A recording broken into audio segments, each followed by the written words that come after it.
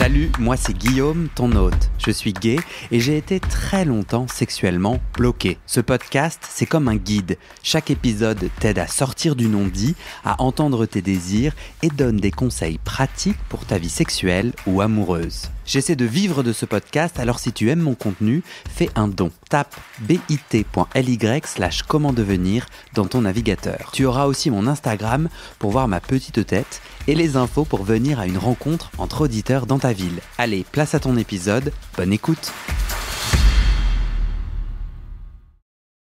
Bienvenue sur la hotline de ce podcast. On a tous des questions super intimes qu'on n'arrive pas à poser à notre médecin.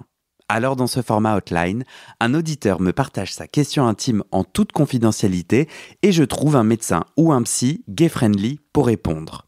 Tu peux soumettre ta question par écrit ou via un message vocal en allant sur le site du podcast BIT, c'est bit sans E, bit.ly/comment devenir, onglet témoigner. Bonne écoute. Salut Guillaume, j'ai une question pour la hotline. Pourrais-tu me dire quoi faire après l'acte sans capote quand on est passif et que mon partenaire a joui en moi ? Est-ce que je dois faire un lavement après, ou est-ce que je peux tout laisser dedans ? Merci et j'aime beaucoup tes podcasts. Salut Guillaume, c'est Thomas Grunemwald, le médecin du 190. Tu m'as transféré 2 questions sur l'éjaculation lors de la sodomie.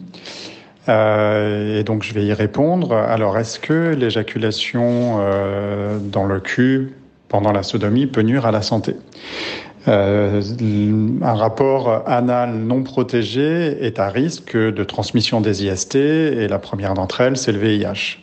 Donc s'il y a une éjaculation interne, il faut s'assurer qu'il n'y a pas de risque de transmission du VIH, soit parce que les partenaires prennent la PrEP, soit parce que l'un des partenaires est séropositif indétectable. Les autres risques, c'est le risque de transmission de toutes les IST, chlamydia, gonocoque et syphilis en premier lieu. Et en ça, un dépistage régulier est nécessaire pour s'assurer que si on a ce type de pratique, on n'a pas ces IST.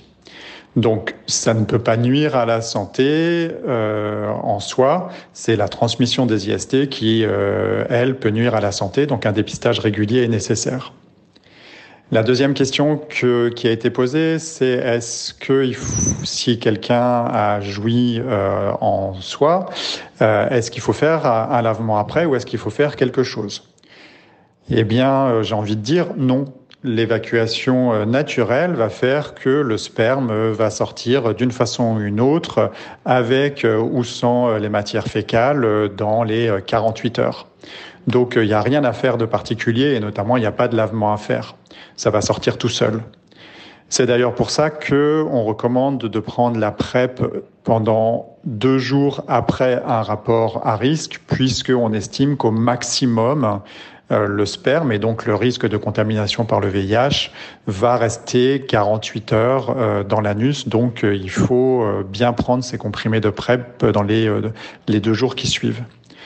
Donc, rien à faire, pas de lavement, pas de choses. On peut garder le sperme d'un autre dans son anus sans aucun risque.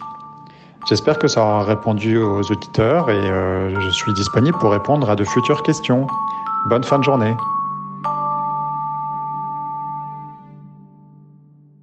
Et c'est la fin de cet épisode.